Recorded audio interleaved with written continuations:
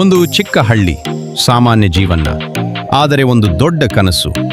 ಈ ಕಥೆ ಕನಸುಗಳಿಗಾಗಿ ಹೋರಾಡಿದ ಒಬ್ಬ ಯುವಕನದು. ಅವನೇ ಯಶ್. ಇಂದು ವಿಶ್ವದಾದ್ಯಂತ ರಾಕಿಂಗ್ ಸ್ಟಾರ್ ಎಂದು ಹೆಸರಾಗಿರುವ ವ್ಯಕ್ತಿ. 1986 ಜನವರಿ 8ರಂದು ಹಾಸನ ಜಿಲ್ಲೆಯ ಒಂದು ಸಾಮಾನ್ಯ ಕುಟುಂಬದಲ್ಲಿ ಜನಿಸಿದರು. ಅವರ ನಿಜವಾದ ಹೆಸರು ನವೀನ್ ಕುಮಾರ್ ಗೌಡ. ತಂದೆ KSRTC ಬಸ್ ಚಾಲಕ, ತಾಯಿ ಗೃಹಿಣಿ. ಸಾಧಾರಣ ಬದುಕು, ಆದರೆ ದೊಡ್ಡ ಕನಸುಗಳು. ಬಾಲ್ಯದಲ್ಲೇ ಸಿನಿಮಾಗಳ ಮೇಲೆ ಆಸಕ್ತಿ, ಡ್ರಾಮಾ, ಅಭಿನಯ ಎಲ್ಲದರಲ್ಲೂ ಮುಂಚೂಣಿ. ಹೀರೋ ಆಗಬೇಕು ಎಂಬ ಕನಸಿನಿಂದ ಬೆಂಗಳೂರಿಗೆ ಬಂದ ಯುವಕ.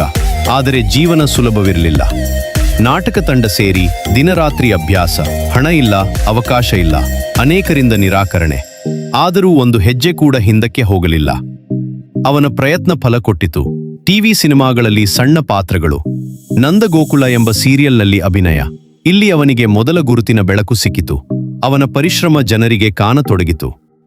2007ರಲ್ಲಿ ಮೊದಲ ಸಿನಿಮಾ ಲಾ ಜಂಬದಾ ಹುಡುಗಿ, ಸಣ್ಣ ಪಾತ್ರ, ನಂತರ ಸೈಡ್ ರೋಲ್, ಆದರೆ ಗಮನ ಸೆಳೆದ ಅಭಿನಯ.